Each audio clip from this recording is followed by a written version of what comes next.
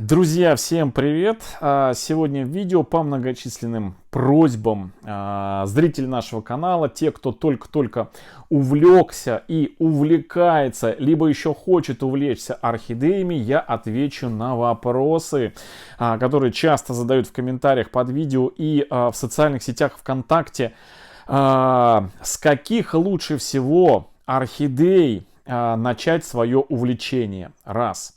Это имеется в виду азиатские или европейские. Какие орхидеи лучше купить? Маленькие подростки, вот такие вот малявочки, либо уже взрослые орхидеи. Какие орхидеи лучше, на каких орхидеях лучше начать тренироваться? На взрослых орхидеях, цветущих, нормально цветущих, либо тех орхидеях, которые не жалко, хотел привести какие-нибудь вот отцветашки, реанимашки, которые продаются в магазинах, в сетевых магазинах, в уценочных отделах, на уценочных полках. Вот сегодня я на эти вопросы отвечу. И еще такой вопрос, а с каких конкретно сортов лучше начать свое увлечение? Итак, друзья, значит, что хочу сказать. Первое. Сразу начну с того, что с каких сортов и с каких вообще орхидей. Значит, смотрите, друзья мои, сегодняшние орхидеи это не те орхидеи, которые были еще только там 10 лет назад, а даже еще 5. Да не, 5 уже пошел, так знаете сказать, шлак, вот, бракованный шлак генетический. А вот еще лет 10, 15, я уж не говорю вообще 20 лет назад, орхидеи были намного качественнее в плане жизнестойкости. Те орхидеи, которые, ну, во-первых, продавали орхидеи, вот я уже вчера показывал орхидеи, да, старые сорта, Солинес, Шанхай, Серфсонг, какие еще там, Red Lip орхидеи, Клеопатра, вот Вивальди. Вот такие вот орхидеи, старые именно сорта, хорошие, они жизнестойкие, устоявшиеся и вот, знаете, меньше всего болеют и так далее и тому подобное. То есть вот такие сорта, еще давнишние, они самые оптимальные для начала увлечения орхидеями. И вот здесь встает вопрос, какие лучше купить орхидеи, цветущие, либо орхидеи, которые реанимашки. Друзья мои, значит, смотрите, покупать реанимашки орхидеи, которые, ну, вы еще когда не поняли сам принцип, знаете, сам принцип жизнедеятельности, знаете, орхидеи, покупать реанимашки, ну, это, я не знаю, как это сравнить, это, ну, вероятность того, что вы выходите реанимашку, не понимая принципов фотосинтеза, принципов ухода за орхидеей в домашних условиях, не понимая принципов, что вообще орхидеям нужно, да, там, основные направления, там, свет, температуры, влага, вот эти вот моменты, не понимая эти моменты, легко загубить. А вот когда орхидея, тем более, что реанимашки в большинстве своем уценочные, они уже с потерянным иммунитетом, они, ну, как правило, в магазинах на них уже особо не смотрят, когда они отцвели, их ставят на уценочку, к ним внимание самое последнее, и, соответственно, орхидеи начинают терять иммунитет из-за неправильного ухода, из-за недополива, а у растения с потерянным иммунитетом прилепляются не только различные болячки и болезни, но и насекомые вредители это очень хорошо чувствуют, потому что я не открою секрет, сказав, что у здоровой орхидеи фаленопсиса вырабатываются ферменты, отпугивающие насекомых вредителей. И вот если у какой-то орхидеи появились насекомые вредители, то ее нужно не только обработать от насекомых вредителей, но еще и немножечко подправить ей иммунитет, немножечко взбодрить ее, эту орхидею. Так вот, купив такую с ослабленным иммунитетом орхидею, можно принести домой уже заведомо там живой труп, да, орхидея живой труп. И у вас ничего не получится, орхидея погибнет, и вы, знаете, опустите руки, скажете: мне не дано ухаживать за орхидеями. Я хочу вам привести пример сейчас одной женщины, не буду называть ее, где, откуда и как, но она, в общем, обратилась с криком души ко мне: помоги, Георгий, все, хана, не могу. Значит, у меня орхидеи погибают пачками. Присылает мне, значит, кучу фотографий: помоги мне вылечить орхидеи, спасти орхидеи. Я говорю: покажи какие там эти фотографии. Она, значит, показывает мне фотографии, точнее видео этих орхидей. Они все в удрученном состоянии. Я не могу понять, говорю, что же за уход у вас такой за орхидеями, какие условия? Ну, как вот условия? Вот, пожалуйста, окно, все, свет, хорошо, вот батарея, вот подоконник, ну, вроде смотрю, вроде ничего. А потом задаю вопрос: а сколько же как они в таком состоянии у вас? Да вот они у меня 2 недели, вот эти у меня 2 недели. Как так за 2 недели ушатать так орхидеи? Да нет, я хожу куда-то там цветочный магазин, и в цветочном магазине покупаю уценки по распродаже за 3 копейки. Ага, я говорю, это все орхидеи уценки. Да, все орхидеи уценки, прям самый-самый дешевый покупает. Им там девочки, цветочницы ей, как нашли, свободная касса, знаете, как в этом.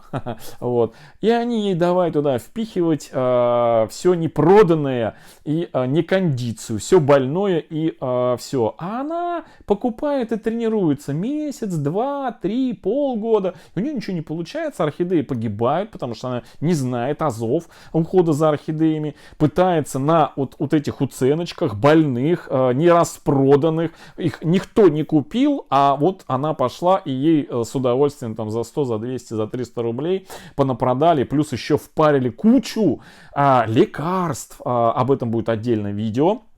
Про лекарства, что надо в первую очередь, а что не надо.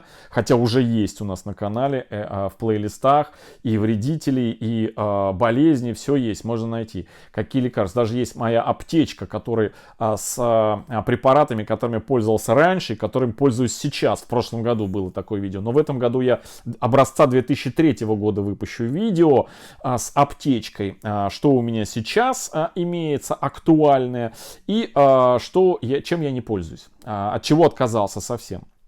Так вот, ей еще и впарили кучу всего, много медикаментов всевозможных, орхидейных, и нужных, и ненужных. Я как посмотрел, я половина прям вот, знаете, правда, нашли свободную кассу.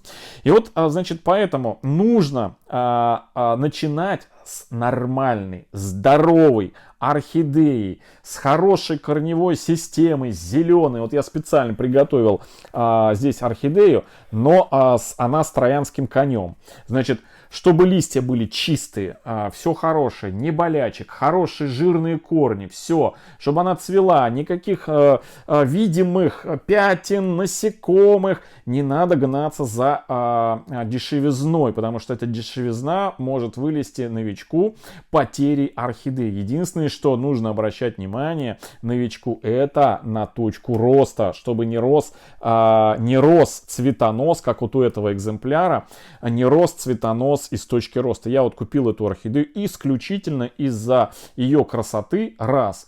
И за то, что мне ее продали за 3 копейки, лишь только потому, что у нее из точки роста цветонос. Я ее взял специально, чтобы получить детку. Поэтому цветонос должен быть не из точки роста. Да? Вот здесь вот он олиствелый цветонос. Вот это чешуйка, обычная чешуйка, которая превратилась в листик. Это не детка, ничего. Это чешуйка. Вот она, еще чешуйка. Обычно это так бывает у цветоносов, которые растут из точки роста.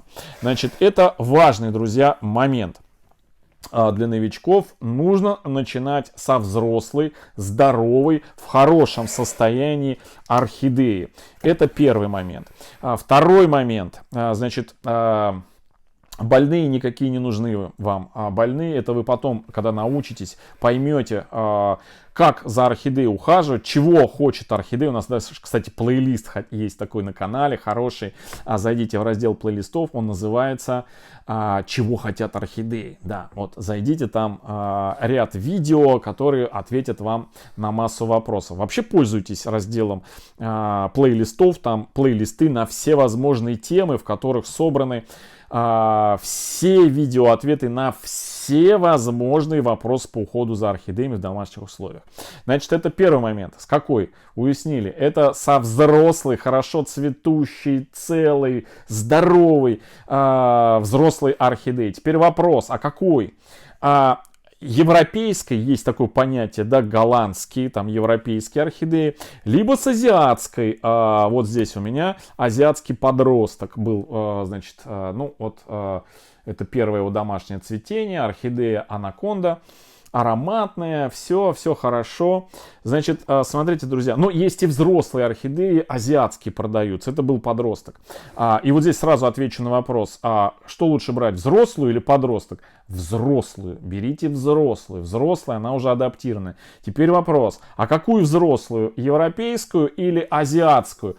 Друзья мои, лучше европейскую. Вот исходя из собственного многолетнего опыта, хотя по уходу у них все одинаково на самом деле. Но, что хочу сказать, что, значит, европейские, они...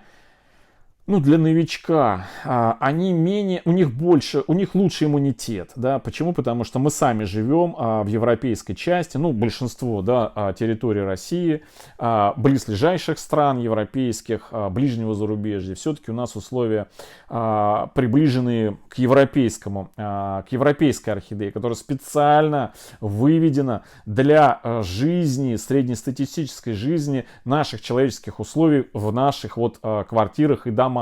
При среднестатистической влажности от 30 до там, 55% влажности, в которые мы сами люди себе воспринимаем хорошие, от температур там от 15 до там 35 в домашних условиях. Ну просто у кого-то есть плиты, у кого-то нет. В этих условиях орхидеи будут с разным успехом, но они будут расти. А вот азиатские орхидеи, они немножечко, они больше привередливы к освещению, к влажности, то есть к поливу. Вот здесь есть немножко отличия. Хотя, конечно, как сказать, в общих принципах ухода за орхидеями они, ну, в принципе, одинаковые. Но азиатские орхидеи, тем более, когда покупаете подростков, опять же, для новичков, это будет не очень, скажем, лучшим вариантом для начала увлечения орхидеями. Самый лучший вариант — это взрослая европейская цветущая орхидея. А малыши оставьте, вот таких малышей с ноготок оставьте для будущего, когда вы поймете, научитесь кататься на велосипеде. Я всегда говорю, да, приводил в пример и привожу, и буду приводить, что уход за орхидеями настолько прост, очень прост, как научиться кататься на велосипеде, как научиться плавать, да, пока мы этого не знаем, для нас это кажется какой-то недостижимый космос, пока мы не умеем там на велосипеде кататься или не умеем плавать, это вообще просто трындец какой-то нереальный, невыполнимый, но как только мы покатились, научили крутить педали, держать равновесие, поймали вот эту волну или поплыли, не захлебываемся, плывем, держимся на поверхности, и мы приходит осознание, ёшкин кот, как оказывается это легко и просто, вот точно так же и с орхидеями. Но, знаете, с орхидеями нужно начать вот именно с взрослых орхидей, здоровых и не больных. Вот именно хорошо цветущих, с хорошей видимой корневой системой и все такое прочее. Вот, малышей, когда вы поймете, как растут орхидеи, как за ними ухаживать, вот тогда вы возьмете малышей и очень легко справитесь с ними. Конечно, это не, как сказать, это средние все, усредненные мои рекомендации, потому что найдутся те, кто легко улавливает и с малышами начинает, легко улавливает, и с больными есть такие люди, да, которые ловят. Но в большинстве своем, еще раз говорю, за многие годы увлечения орхидеями и за многие годы общения с новичками в социальных сетях, на нас здесь на канале, я вот именно пришел к выводу, к такому, что новичку необходима именно только вот такая взрослая, хорошо цветущая, здоровая, не зараженная, не больная, без всяких пятен, все целенькая орхидея, ну, с цветоносом не из точки роста. А теперь вопрос, с каких сортов? Ну, изначально я уже сказал, что самые-самые такие вот жизнестойкие сорта — это старые сорта. Но как узнать, какой сорт, когда только-только, вот у меня, знаю, там, друзья, когда для них, для друзей моих, там, которые только увлекаться начинают орхидеями, да и вообще для новичка, все орхидеи на один вид, все они одинаковые. Значит, говорю, значит, самое простое — это белая орхидея. Не зря говорят, может быть, слышали, да, я думаю, что многие слышали, что самая неприхотливая, самая такая — это белая орхидея. Вот как вот это вот, белая орхидея. Вот. Почему белая? Потому что в природе именно белая орхидея, белый фаленопсис был родоначальником всех вот сзади вот этих вот цветущих, то есть в генах, в прадедах находится вот такая вот белая природная орхидея. И все белые орхидеи, они самые жизнестойкие. И вот начните взрослый, целый, не больной, не зараженный, именно белой орхидеи. Это самый оптимальный.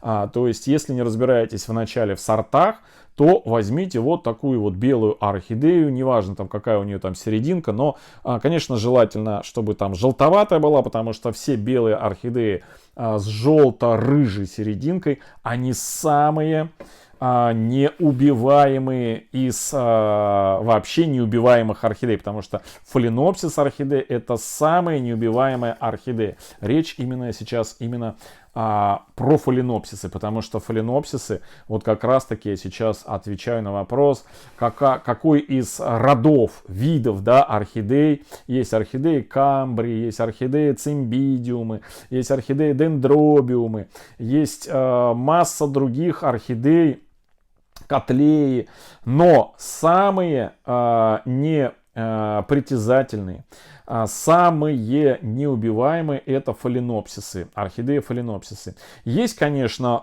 вид котлей, который можно годами не поливать, и им будет достаточно той влажности из окружающей среды, которая у нас в квартирах. Но у них есть свои нюансы по уходу. Поэтому я говорил и говорю, что самые неубиваемые орхидеи — это фаленопсисы. И нужно учиться на фаленопсисах, на взрослых цветущих, которые продаются в магазинах, на голландских, начинать с голландских, со старых сортов и желательно с белого цвета. Все. Вот это вот мой ответ на ваши вопросы, с каких орхидей лучше всего начать свое увлечение. Вот именно с этих вот орхидей. Все, друзья. Всем хорошего настроения, всем добра, здоровья и до встречи в следующем видео. Всем пока.